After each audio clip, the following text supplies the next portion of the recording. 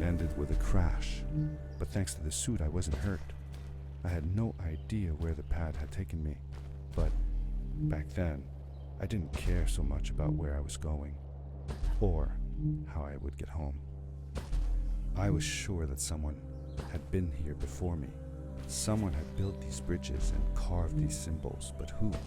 Where were they now?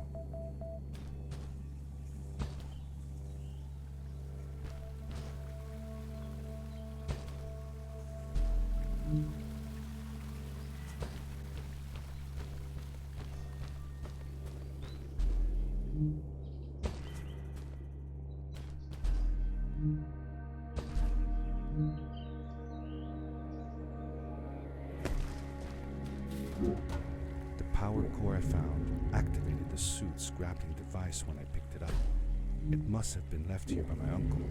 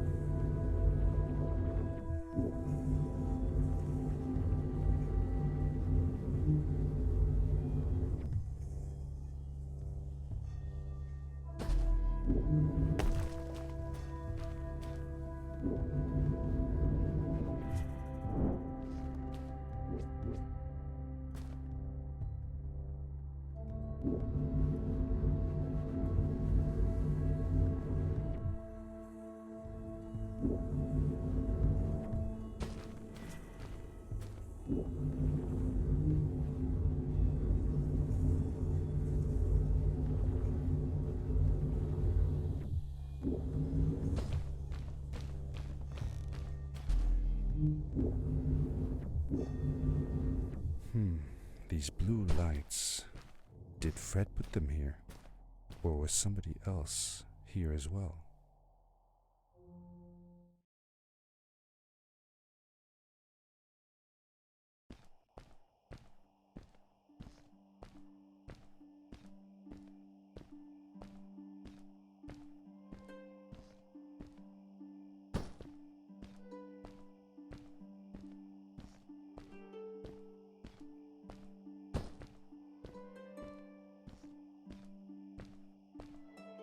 Hello, who are you? You're not from here.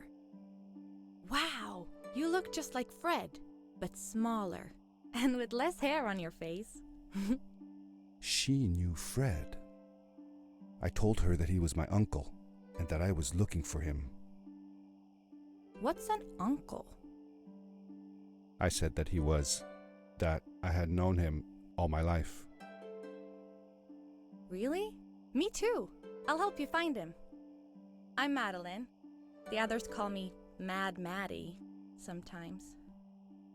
I don't know why really, but you can call me Maddie. You've never been to the village, right? Let's meet over there in the square.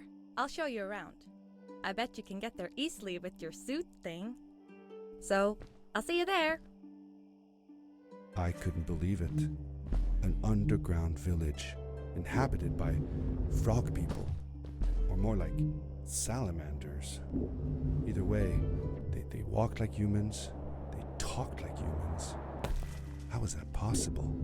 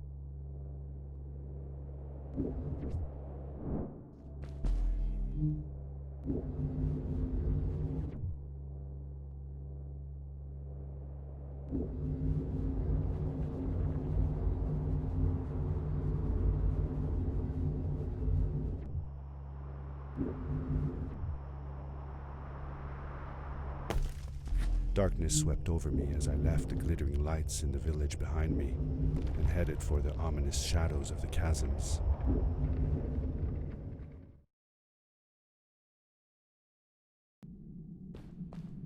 As I entered the chasms, it struck me how much darker it was in there. The shadows were black as ink, and although I tried not to be afraid, I couldn't help but shiver. Was it the darkness that frightened the villagers as well? Or was it something else?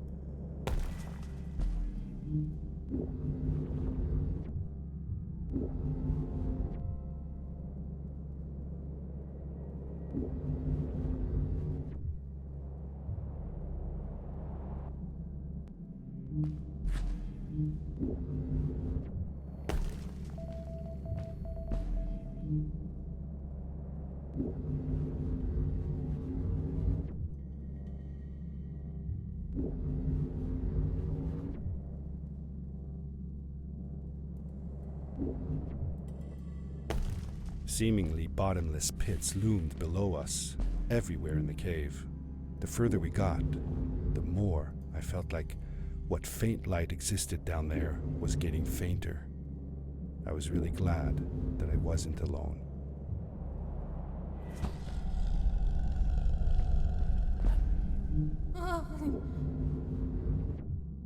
What was that? I had never heard a creature sounding as terrifying, and I imagined it wouldn't be happy about visitors.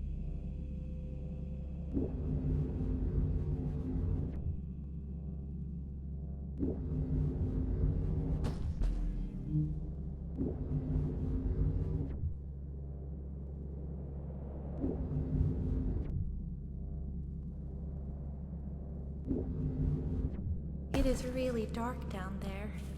You're not scared, are you? 'Cause I'm not.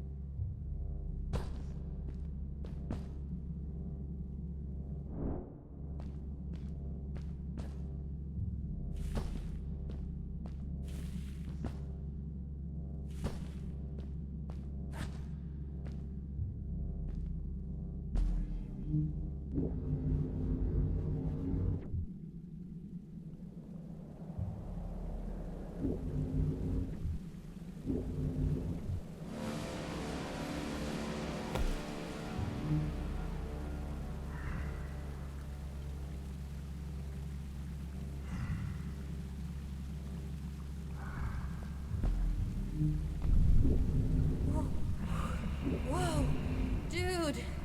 I think I figured out what that writing was going on about. Maybe we shouldn't charge right out in front of that thing. Remember what it said. Don't move when the eye is open. Yes, we did it. You're awesome. I knew you had it in you. That was close. We had made it through, and I felt like nothing could stand in our way of finding Fred.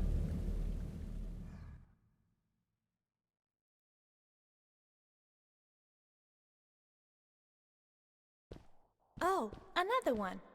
This one says, "Welcome home."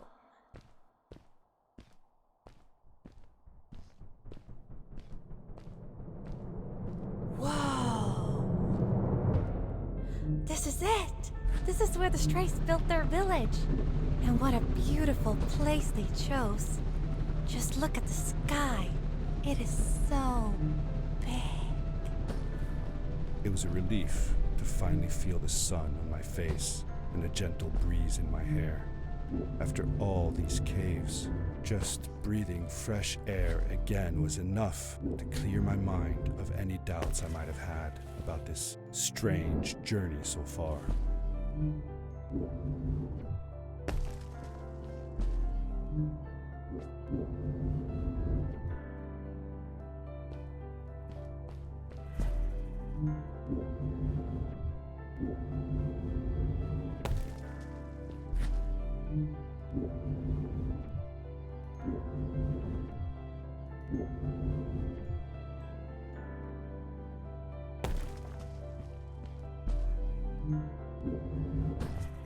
Along my journey, I had seen many pieces of floating rock, but here they were much bigger.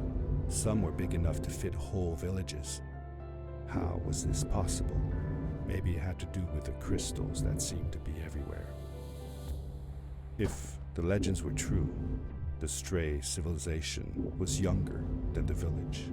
Yet, they were making great progress. They invented crystal-powered machines, produced their own fabrics, and built houses out of bricks and stone.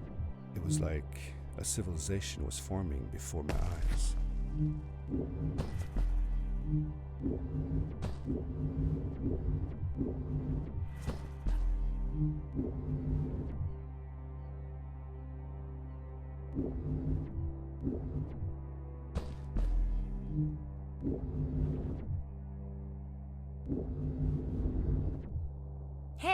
let's play a game. I bet that you can't get through this part without using the grapple device.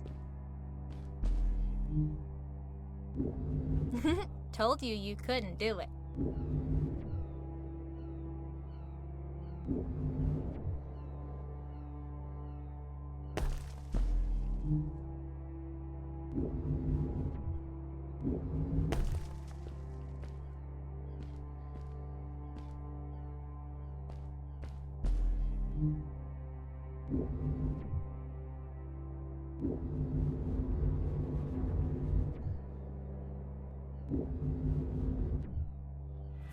Oh, what's that? The boots! Look! Couldn't you wear those? With this addition, the suit felt at least 20% cooler. Sweet! Now you gotta try the map. Whee! This is awesome! It was awesome. I don't know how to describe the feeling of bursting through the air like a bullet, so fast that my eyes watered and my belly was full of butterflies, never fully in control, but still feeling like the coolest kid in the universe. I guess I just described it, didn't I?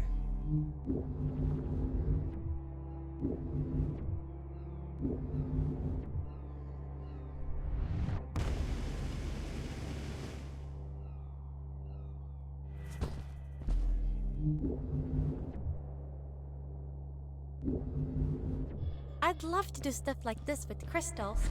Just think of the possibilities. Whole machines are powered by them. I almost can't believe it.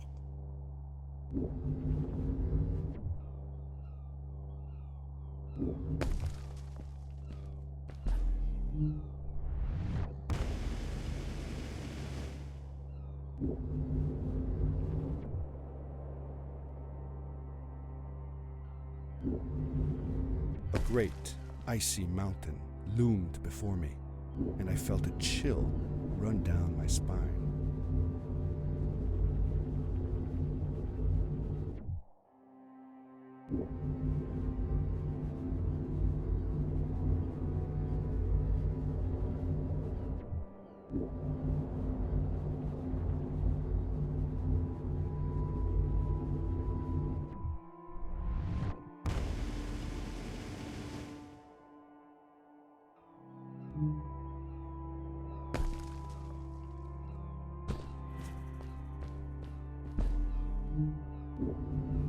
We hadn't seen any people around yet, but ahead of us lay what looked like a proper town. The strays from Maddie's stories. I could imagine how she must have longed to meet them all her life. And now, here they were.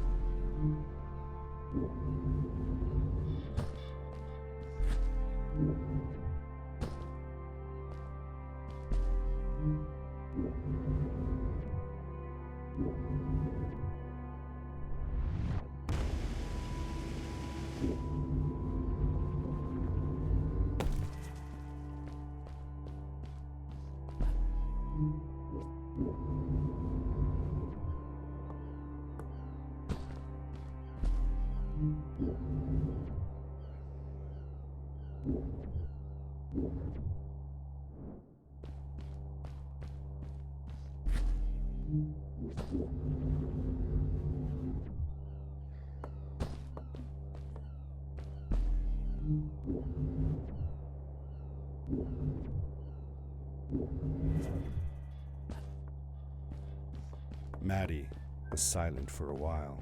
It seemed like she was thinking hard on something.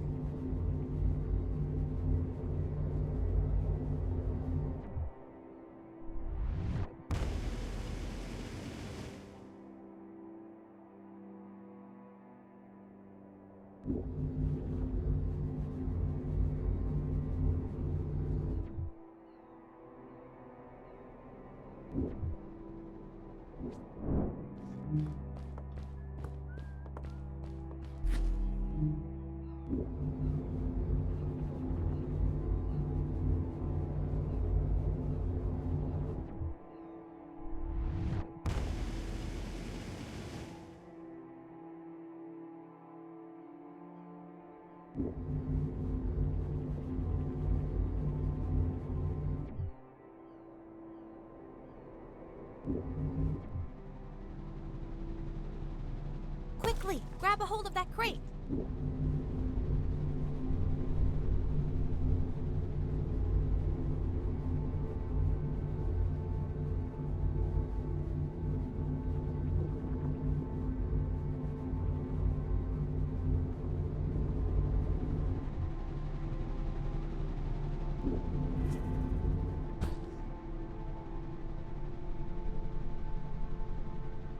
Good day. Here's a boat to Ice Cave. Though I'd take the other one if I were you. That one goes back to the outpost.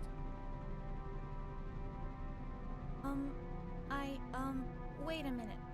I was thinking. I don't know if I should go with you. I mean, I want to, but I also want to, well, stay here. Maybe it's strange, but I just feel like these people liked me and accepted me for who I am. Kinda like you. I want to be with you too, and help you find Fred. I don't know what I want the most. I told Madeline that I would accept whatever choice she made. I just never thought about it until now that maybe it wasn't Fred I was looking for when I came with you. Maybe I was just looking for a way out. Somewhere to be free. And I know that if anyone can find Fred, it's you. If you meet him, when you meet him, tell him to come see me, okay? I promised. Thank you. I'm glad I met you. And it won't be the same without you around. Goodbye, friend. I said goodbye to Maddie, and I had a feeling that this was the last time I'd see her. But even in this sad moment, I was happy for her. She had found a place where she belonged.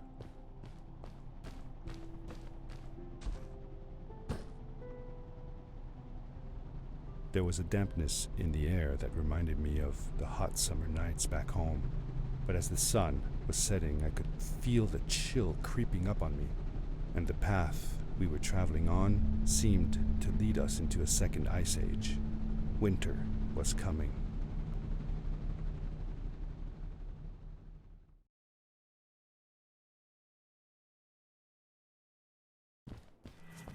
Into the caves again, and now it was just me, alone in these cold, barren halls of ice. But Fred had been here, and now I could feel it. I was getting close. Something wasn't right. The grapple device's energy beam was somehow reflected off of the ice, and I couldn't get a grip. I had to look for areas where the ice was not so thick. This was going to be a challenge.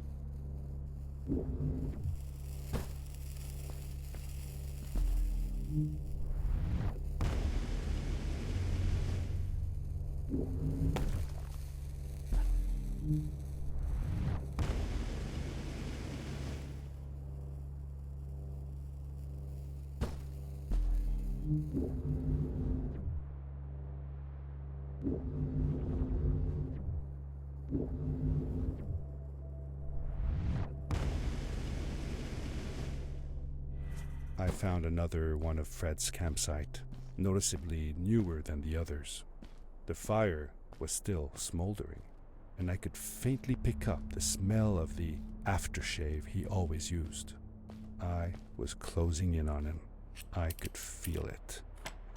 He had left some tools behind that I could use to repair my boots. That should do it. Good as new.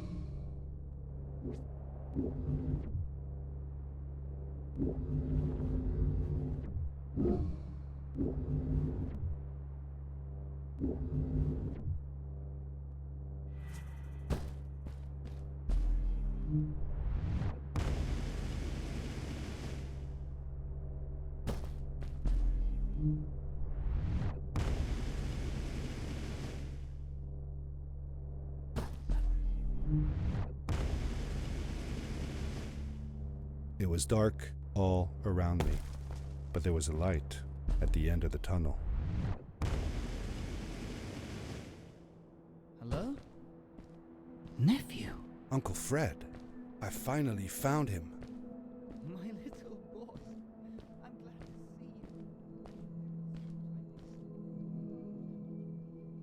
I said that I found the suit in his workshop and that I came looking for him.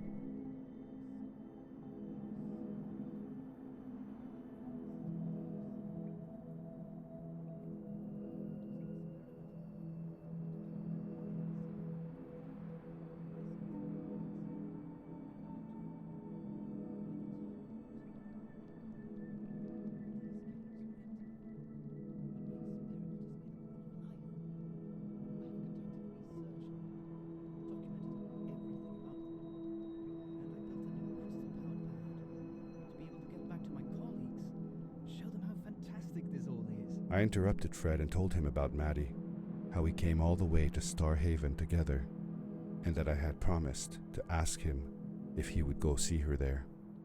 Madeline. My little Maddie. I should have taken her to see Starhaven long ago. She was always so curious about the strays. I left her. I wanted to protect her. Or rather, protect myself from losing her. I've changed my mind. I'm not going home. What does research or praise matter when I can be here with these creatures? They need me. And it's just as well. I don't trust this pad for more than one ride anyway. You need that ride. I didn't want to go home, and I asked if I could stay with him and Maddie instead. I'm sorry, nephew. As much as I enjoy having you here, you must go home. Explore the world on your own. Have your own adventures.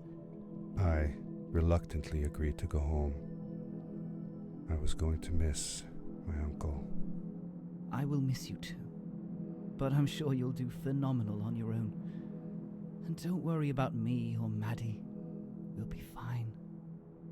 The pad is yours, boy. When you're ready.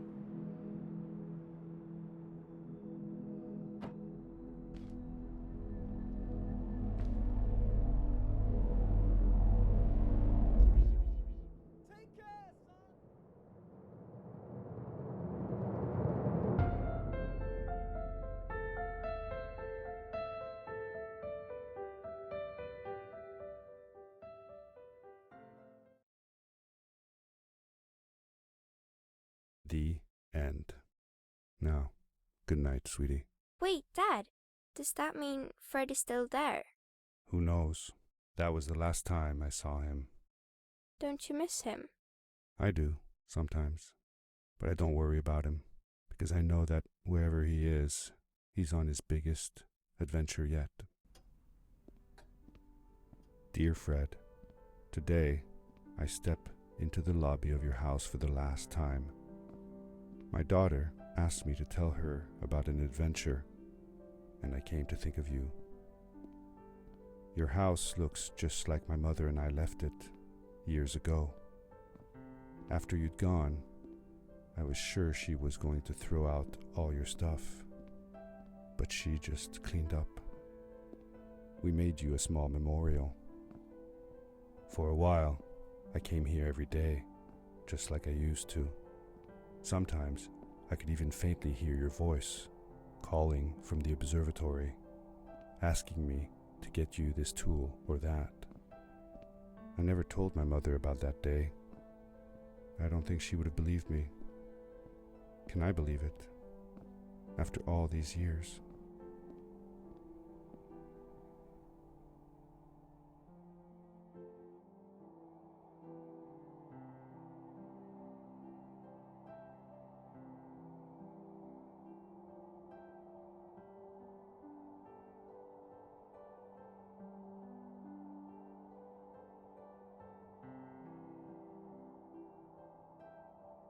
Uncle Fred, thanks to you, I have found an even greater adventure. Thank you. Love, your nephew.